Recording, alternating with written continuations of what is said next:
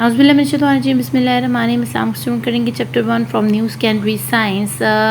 It's an updated edition for class 8 और इसका हम टॉपिक करेंगे second which is carbon and oxygen cycle. तो हमने प्रीवियस वीडियो में क्या पढ़ा था, हमने इकोसिस्टम और उससे रिलेटेड उसके जो फैक्टर्स हैं बायोटिक और एबायोटिक्स के बारे में डिटेल्ड जो है उसको समराइज़ किया था.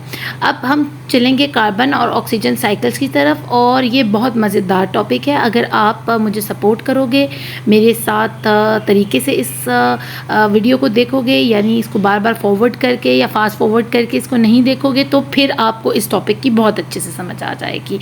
तो स्टार्ट करते हैं अपनी reading. All living things contain the element carbon. अब जैसे कि आपको ऊपर लिखा हुआ नज़र आ रहा है, हाईलाइट हुआ हुआ, all living things have 6 basic elements. हमने पहले समझना है कि व्हाट आर द एलिमेंट्स. हर जानदार किसी न किसी चीज़ से मिलकर बना है. जैसे अगर आप चाय बनाते हैं तो उसके लिए आपको कितने एलिमेंट्स की ज़रूरत है. You have to need water, tea, you need sugar and milk. ठीक है ना, ये 4 बेसिक एलिमेंट्स हैं जो कि आपको चाय बनाने के लिए चाहिए. और इसके अलावा अगर आप चाय को फ्लेवर करना चाहते हो तो कुछ लोग उसमें थोड़ी सी चॉकलेट ऐड कर देते हैं, कुछ लोग उसमें सिनेमम ऐड कर देते हैं, कुछ लोग उसमें कार्डिमम ऐड कर देते हैं. लाइक इलायची की चाय होती है और दालचीनी वाली चाय होती है, कोई अदरक की चाय पीता है. तो ये एक्स्ट्रा एलिमेंट्स हैं जो कि अपनी चॉइस के हिसाब से चलते हैं. लेकिन जो 2-4 बेसिक एलिमेंट्स हैं ना, वो दूध, चाय की पत्ती, पानी और चीनी, इसके बगैर चाय नहीं बनती. इसी तरह जानदार 6 बेसिक एलिमेंट्स के बगैर नहीं बनते, चाहे वो माइक्रो ऑर्गेनिजम्स हों, चाहे वो हम ह्यूमंस क्यों ना हो, मल्टी सेलुलर्स क्यों ना हो. तो हमारे जो बेसिक 6 एलिमेंट्स हैं वो हैं carbon, hydrogen, nitrogen, oxygen, phosphorus and sulphur. और इसको हम एब्रीवेट किस तरह करते हैं, स्नॉप्स. यानी C से कार्बन, H से हाइड्रोजन, N से नाइट्रोजन, O से ऑक्सीजन, P से फॉस्फोरस एंड S से sulphur. Carbon is a major component of carbohydrates, protein and fats. अब इंसानों में ये कंपोनेंट जो है कहाँ कहाँ पाया जाता है, यानी हम कार्बोहाइड्रेट्स भी हम लोग लेते हैं, हम प्रोटीन्स भी लेते हैं, हम फैट्स भी लेते हैं, और ये सारी चीज़ें हमारी बॉडी में मौजूद होती हैं. तो हमने बताना है कि हर चीज़ का, कार्बोहाइड्रेट में कार्बन कितना है, प्रोटीन में कितना और फैट्स में कितना, ये बताना इसलिए आपको ज़रूरी है कि जब आपको पूरी ग्रिप होगी ना अपने टॉपिक के ऊपर, तो फिर आपसे कहीं से भी SLO बेस्ड क्वेश्चन पूछा जाता है, आप ओपन माइंड ओपन आंसर दे सकते हो, कोई आपको मसला नहीं होगा, आपको सब चीज़ों के बारे में अच्छे से पता होगा. तो अब हम किस तरह बताएं कि why is carbon is a major component of carbohydrates, protein and fats. Carbohydrates and lipids यानी फैट्स जो हैं are made of only CHO यानी चो, यानी कार्बन, हाइड्रोजन और ऑक्सीजन से बनते हैं, सिर्फ और सिर्फ. ठीक है. और प्रोटीन जो है वो किससे बना होता है, वो CHON यानी carbon, hydrogen, oxygen and nitrogen के साथ मिलकर बनता है. तो अब हमें यहाँ पता चला कि कार्बन क्यों मेजर है, क्योंकि वो हर जगह शुरू में आ रहा है. देखिए, कार्बन से चीज़ ये चेंज स्टार्ट हो रही है, देन हाइड्रोजन, फिर ऑक्सीजन, फिर नाइट्रोजन, फिर आगे जो भी इसकी चेन बनती है वो फॉस्फोरस है, सल्फर है, या और मज़ीद कोई और एलिमेंट्स हैं. लेकिन आपको C सबसे पहले नज़र आ रहा है. That is why carbon is a major component of carbohydrates, proteins and fats. अब आगे चलते हैं. Carbon is continuously exchanged between living organisms, biotic, and their environment, abiotic. This is known as the carbon cycle. अब जानदार और बेजान चीज़ों के दरमियान में जो इंटरेक्शन हो रहा है ना, वो क्या हो रहा है, वो यही एक्सचेंज चल रहा है. जैसे हम दुकान पर जाते हैं और हम चीज़ ख़रीदते हैं तो दुकानदार को हम क्या कहते हैं, ये लो पकड़ो पैसे और हमें ये चीज़ दे दो. इसी तरह हमारा एबायोटिक्स और बायोटिक्स आपस में इंटरेक्शन किस चीज़ का कर रहे हैं, वो कार्बन साइकिल का या कार्बन का एक्सचेंज कर रहे हैं. जब भी जानदार सांस लेता है, जैसे एनिमल्स एंड प्लांट्स, अगर और हम ह्यूमंस भी, हम सांस लेते हैं तो हम इनहेल करते हैं ऑक्सीजन और एक्सहेल करते हैं कार्बन डाइऑक्साइड. हम कार्बन को बाहर फेंकते हैं इनटू द एटमॉस्फेयर. ठीक है. तो अब हमने बेजान चीज़ों को, बेजान चीज़ें क्या हैं, हमारा एटमॉस्फेयर, हमारा वाटर, हमारी सनलाइट, हमारी एयर, ये सब मिलकर एटमॉस्फेयर बना रहे हैं. तो हम अपने बेजान चीज़ों को एबायोटिक्स के साथ क्या चीज़ एक्सचेंज कर रहे हैं, उनसे ऑक्सीजन ले रहे हैं और अपने कार्बन डाइऑक्साइड उनको दे रहे हैं. तो इसी को कार्बन साइकिल कहते हैं. अब कहाँ कहाँ ये चीज़ कैसे कैसे एक्सचेंज हो रही है, इसके 4 मेजर साइकिल्स हैं, 4 प्रोसेसेस हैं जिनको समझना बहुत ज़रूरी है और आप पूरी कार्बन साइकिल को अच्छे से समझ जाओगे। इन 4 प्रोसेसेस में सबसे पहले the main processes involved in the carbon cycle are respiration, जो सांस लेने का अमल है। हमारे पौधे भी सांस ले रहे हैं, हमारी बॉडी भी सांस ले रही है, हम भी सांस ले रहे हैं। आप एनारोबिक और एरोबिक प्रोसेस के बारे में पढ़ कर आए हैं क्लास 7 के अंदर मेरे से। मैंने बहुत अच्छे लेक्चर्स आपके लिए प्रिपेयर किए थे और आपको क्लियर कर दिए थे कॉन्सेप्ट। जिन बच्चों ने नहीं देखे वो काइंडली जाकर ज़रूर इनको एक दफ़ा, छुट्टियां हैं तो आप उन प्रीवियस वीडियोस को ज़रूर वॉच करें ताकि आपके कॉन्सेप्ट्स क्लियर हों। अब रेस्पिरेशन क्या है? When living organisms respire they release carbon dioxide into the air. हम क्या कर रहे हैं, कोई भी जानदार लाइक माइक्रो ऑर्गेनिज्म से लेकर मल्टीसेलुलर बिग एनिमल्स तक, यानी इवन ह्यूमन भी, हम लोग ऑक्सीजन को अपने अंदर लेके जाते हैं और कार्बन डाइऑक्साइड को एक्सेल करते हैं, बाहर निकालते हैं इनटू द एयर। हम कार्बन डाइऑक्साइड के साथ क्या एक्सचेंज कर रहे हैं? हम उससे ऑक्सीजन ले रहे हैं और कार्बन डाइऑक्साइड दे रहे हैं। ये सबसे पहला प्रोसेस है of carbon cycle which is respiration. अब इस फर्स्ट प्रोसेस की जो हमारे पास इक्वेशन बनती है वो बनती है ग्लूकोज प्लस ऑक्सीजन। और ग्लूकोज प्लस ऑक्सीजन कैसे कि हमने इनहेल किया ऑक्सीजन और ग्लूकोज का अमल हमारी बॉडी के अंदर स्टार्ट हो गया, यानी ऑक्सीजन ने हमें एनर्जी को, जो हमारी प्रोडक्ट बनी है वो ग्लूकोज बनी है, और हमने वापस बाहर क्या निकाला? जब एक्सेल किया तो हमने कार्बन डाइऑक्साइड प्लस वाटर, तो हमने ये एटमॉस्फेयर को दे दिया। अब नेक्स्ट जो हमारे पास आता है वो है फोटोसिंथेसिस। ये कौन करते हैं? ये प्लांट्स करते हैं। ये वाला प्रोसेस किसका है? प्लांट्स का प्रोसेस है। रेस्पायर कौन कर रहे हैं? हम लोग, ठीक है ना। कि जो सांस लेने वाला अमल है वो एनिमल्स करते हैं और ह्यूमंस करते हैं।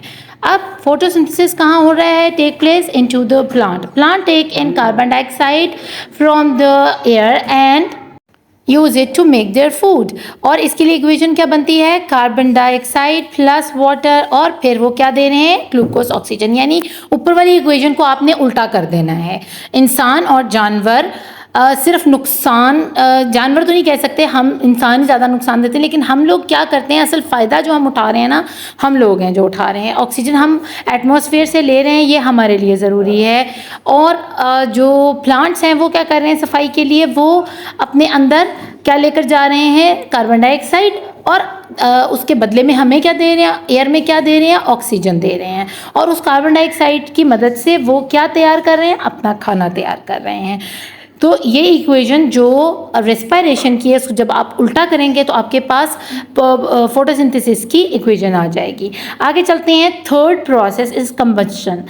उसमें क्या होता है? Fossil fuels contain carbon, when they are burned carbon dioxide is release into the air.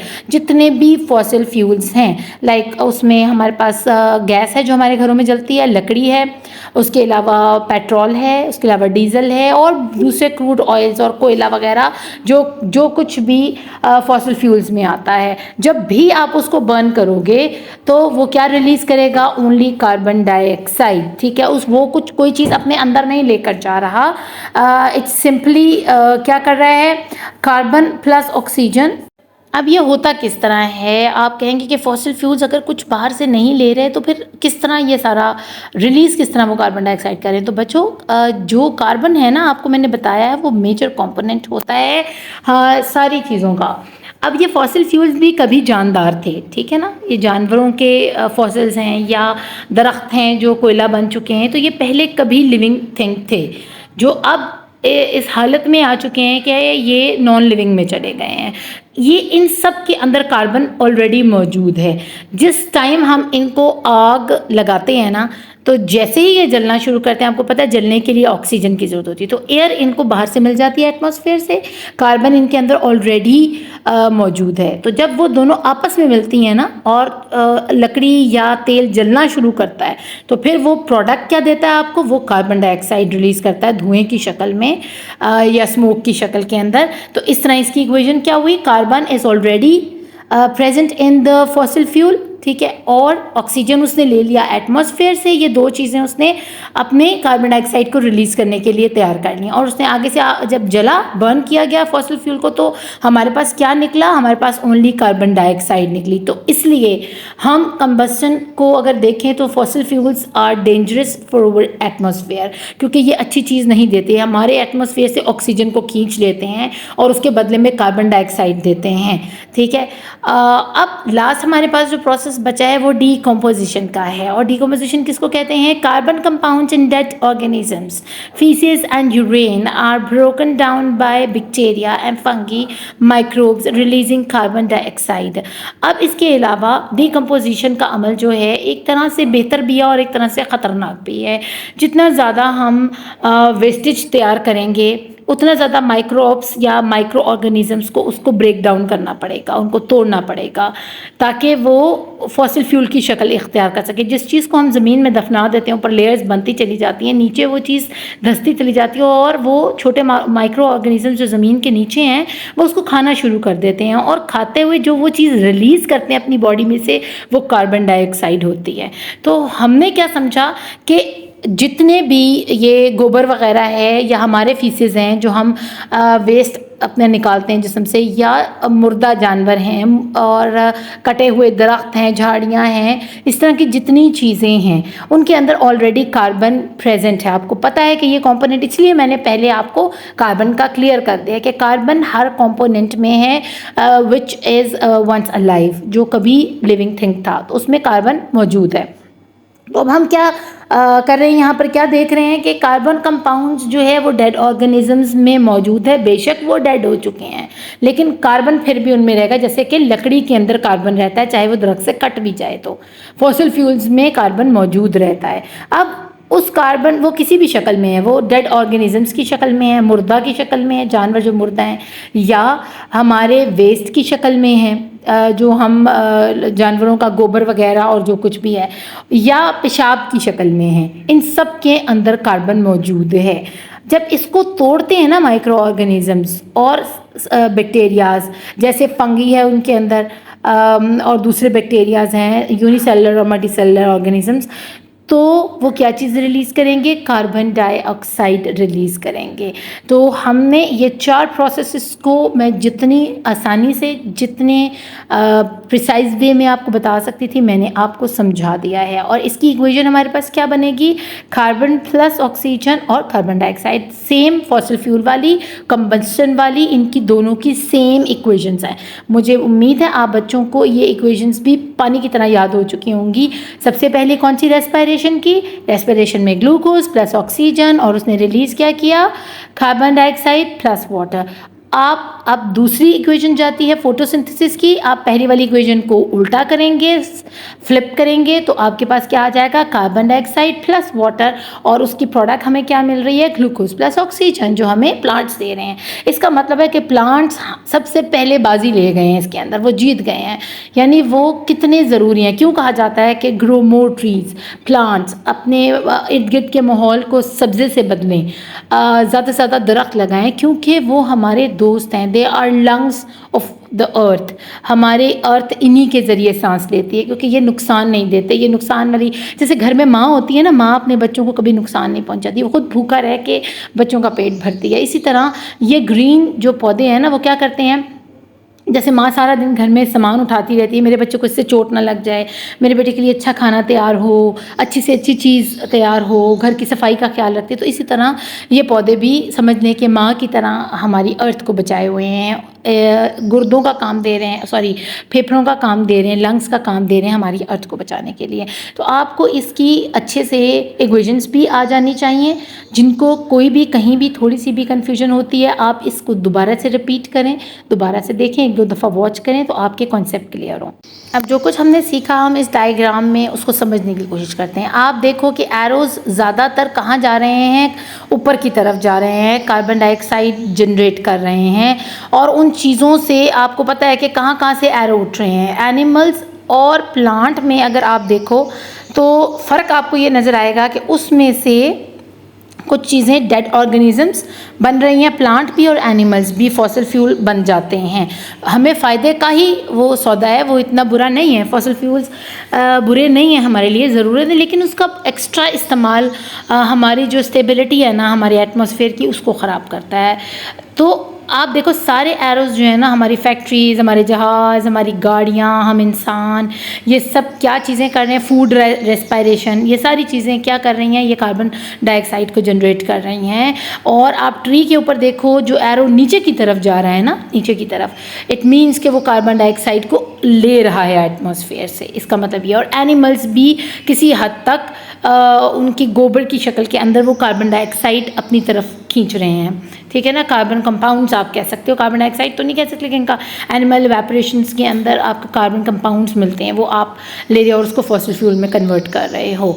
तो ज़्यादा ख़तरनाक हमारे लिए क्या है, हमारी ह्यूमन एक्टिविटीज़, जो कि कार्बन जनरेट करने में, आर्टिफिशियल कार्बन जनरेट करने में बहुत ज़्यादा किरदार अदा कर रही हैं। इसके अलावा सनलाइट है, लेकिन वो सनलाइट का आपको पता है, आप पढ़ के आए हो ग्रीन हाउस गैसेस के बारे में। और कार्बन क्या होता है, कार्बन का काम क्या है, कार्बन बर्तन है एक तरह का, और उसका काम है हीट को अपने अंदर भरना, ठीक है। और जितनी हीट वो अपने अंदर भरेगा, जितनी उसकी हिम्मत है, बस उतनी वो भर सकता है। जितने ज़्यादा आप बर्तन अपने फैलाओगे ना अर्थ के अंदर कार्बन के, वो सन से उतनी ज़्यादा हीट खींचना शुरू कर देंगे और भरते चले जाएंगे अपने आप को। तो क्या होगा, हमारी अर्थ ग्लोबल वार्मिंग का शिकार हो जाएगी। हमने एक चूल्हे के ऊपर दूध गर्म होने के लिए रखा है, और हम नीचे से चूल्हा इतना तेज़ कर दें, हम 10 चूल्हों के ऊपर एक पतीली को रख दें, तो पतीली में से क्या दूध बचेगा, कुछ भी नहीं बचेगा। तो हमने क्या किया, हमने एक्स्ट्रा चूल्हों का इस्तेमाल किया। तो ये कार्बन जो है ना, कार्बन डाइऑक्साइड, समझ लो कि ये एक्स्ट्रा चूल्हे या एक्स्ट्रा बर्तन हैं, इनका काम ही सनलाइट को अपने अंदर ट्रैप करना है, अपने अंदर भरना है। और हम भर भर के इनको ना, बर्तनों को अपनी अर्थ के ऊपर बोझ बना रहे हैं और गर्म करते जा रहे हैं अपनी अर्थ को बेवजह। तो हमें ज़्यादा से ज़्यादा इस चीज़ को ठीक करने के लिए, स्टेबल करने के लिए, दरख्त उगाने के लिए ज़रूरत है कि जितनी ज़्यादा ग्रीनरी होगी, मिलियंस ऑफ ट्रीज़ होंगे, तो उस कार्बन डाइऑक्साइड के बैलेंस कर पाएंगे एटमॉस्फेयर के अंदर, और हमारी अर्थ ग्लोबल वार्मिंग से और इस किस्म के दूसरे ख़तरात से बच जाएगी। At the same time, as carbon is circulating, oxygen is also passing in and out of living things. जैसा कि मैंने आपको कहा कि एक एक्सचेंज चल रहा है, एक लेन देन चल रहा है, ठीक है ना। हाँ, हम जानदार क्या करते हैं, हम सांस लेते हैं तो हम ऑक्सीजन अपने अंदर ले जाते हैं और कार्बन डाइऑक्साइड वापस एयर में दे देते हैं। तो इसी तरह ऑक्सीजन का भी साइकिल कार्बन साइकिल के साथ साथ चल रहा है, इसलिए इसको अलग से स्टडी करने की हमें ज़रूरत नहीं है। हमें पता है कि ये लेन देन चलता रहेगा, और ये अंडरस्टूड है, जो लोग ऑक्सीजन अपने अंदर लेकर जा रहे हैं वो बदले में कार्बन डाइऑक्साइड ही देंगे, और जो चीज़ कार्बन डाइऑक्साइड अपने अंदर लेकर जा रही है वो बदले में ऑक्सीजन देगी। तो ये लेन देन और ये साइकिल जो है ना, रवा दवा है जब तक क़यामत बपा नहीं होती। The carbon cycle and the oxygen cycle are interconnected and complementary in to each other, और ये दोनों चीज़ें एक दूसरे के लिए बहुत ज़रूरी हैं। ऐसा मुमकिन नहीं है कि हम ऑक्सीजन सांस लेकर अंदर ले जाएं और फिर अपना मुंह बंद करके बैठ जाएं कि जी हमने कार्बन डाइऑक्साइड बाहर नहीं निकालनी। ऐसा मुमकिन नहीं है, हम मर जाएंगे अगर हम कार्बन डाइऑक्साइड की मिकदार अपनी बॉडी के अंदर बढ़ा लेंगे। तो ये एक दूसरे के लिए लाजमो मलजूम हैं, ज़रूरी हैं।